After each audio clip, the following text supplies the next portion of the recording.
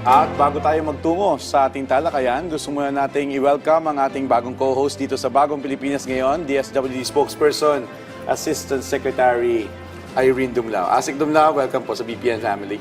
Thank you very much, Joshua. It's a privilege na mapabilang po dito sa Bagong Pilipinas Ngayon. Asik, at yes, welcome po. At dahil kasama na po namin kayo ngayon, sasamantalayin namin yung pagkakataon na humingi ng update sa inyo mula po dyan sa DSWD.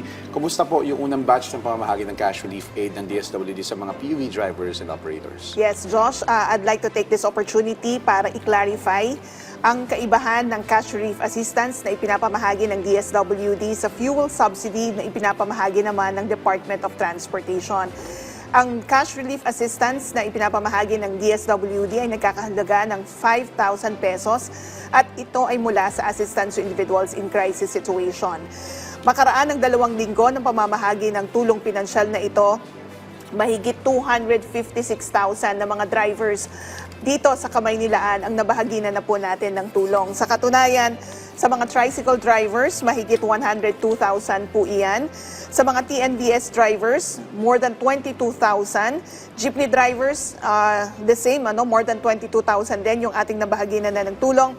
Sa mga service delivery riders, more than 86,000 ang ating pong nabahaginan ng tulong. At sa mga MC taxi drivers, mahigit 21,000 naman po yan dito sa National Capital Region. Okay. Dito po sa 5,000 cash assistance ASEC, paano po tinitiyak ng DSWD na lahat ng kwalipikadong driver at operator ay makatatanggap ng tulong? At paano na po natin tinutugunan yung ilang pong hinaing ng ibang drivers natin na bigla daw po nawala sila sa listahan pagdating nila dun sa payouts area?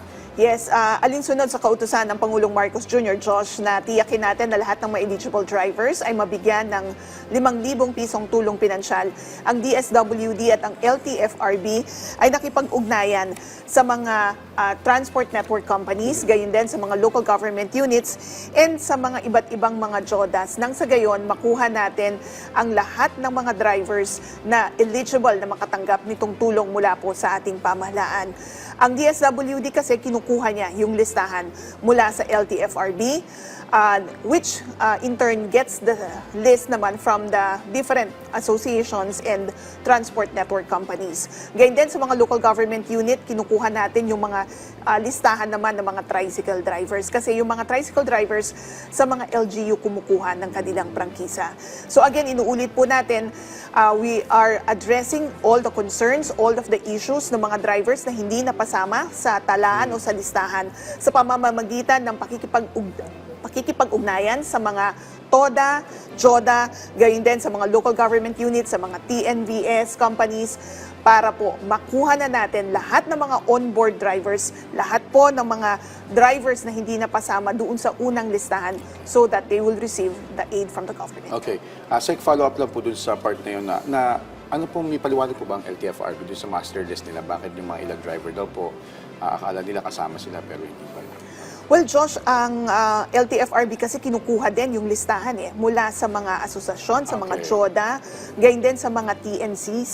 Kaya kung hindi po isinumite ng kanilang pong mga kumpanya, yung pong mga drivers, hindi rin po iyan makakalap ng LTFRB at lalong hindi po yan makakarating sa DSWD. Kaya nga sabi ko, Josh, ina-address na natin to sa pamamagitan ng pag-reach out na sa mga kumpanya, sa mga JODA, para po malaman natin sino yung mga drivers na hindi pa nakakatanggap at mabahaginan na natin ng tulong. Right. That's good to hear po. Asek, ayon po sa ulat, posible daw po magkaroon pa ng susunod na rounds ng ayuda. Ano po ang magiging batayan ng DSWD para ipatupad ang mga susunod pang payout?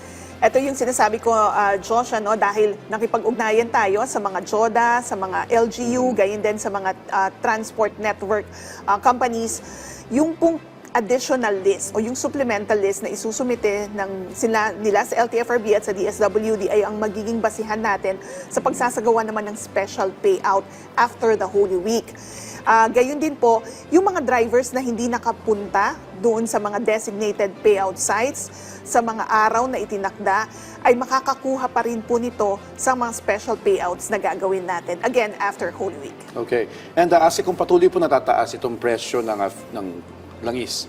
May plano po ba ang DSWD na taasan o baguhin yung 5,000 pesos na ayuda para tumugon doon sa aktual na pangangailangan ng ating mga benepisyaryo? Well, yes. Ang utos po ng Pangulong Marcos Jr. dapat tiyakin natin na itong mga drivers natin ay patuloy na ma-assist ng ating pong pamahalaan. Kaya nga ang DSWD sa ilalim po ng pamumuno ni Secretary Rex Gatchalian ay binabantayan ang ating sitwasyon at tinitiyak na meron tayong sapat na pondo so that kapag mag-provide tayo ng second or third tranche of this financial assistance ay nakahanda po tayo. Okay, that's good kasi parang sinabi, aabot ng 200 pesos ang per liter ng gasolina.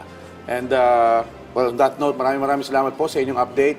DSWD Assistant Secretary Irene Dumlao.